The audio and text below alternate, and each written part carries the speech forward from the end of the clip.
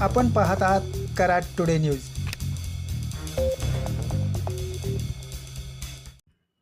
भारतमाता परियोजना अंतर्गत पुणे बेंगलोर आशियाई महामार्गावर कराड येथे उभारण्यात आलेला सिंगल पिलरवरील युनिक 6 पदरी उड्डाणपूल वाहतुकीला खुला करण्यासाठीची अंतिम तयारी सुरू झाली आहे।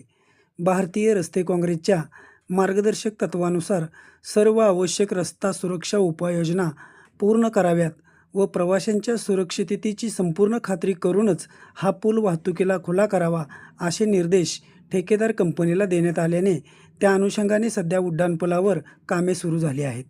सर्व कामे तसेच वाहतुकीच्या सुरक्षेच्या दृष्टीने सर्व उपाययोजना केल्याशिवाय उड्डाणपूल वाहतुकीला खुला करू नये अशी मागणी शिवसेना उद्धव बाळासाहेब ठाकरे पक्षाचे उपजिल्हाप्रमुख व मलकापूरचे नगरसेवक नितीन काशीद पाटील यांनी राष्ट्रीय राजमार्ग प्राधिकरणाकडे केली होती।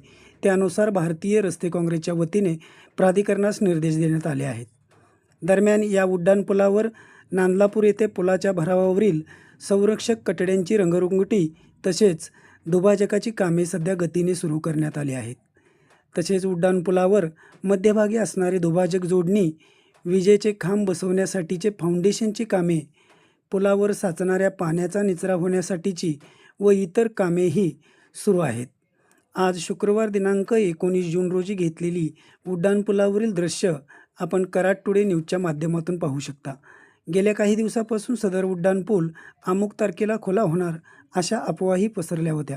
मात्र सर्व कामे सुरक्षेच्या दृष्टीने पूर्ण झाल्यानंतरच हा उड्डाणपूल वाहतुकीला लवकरात लवकर खुला केला जाणार आहे।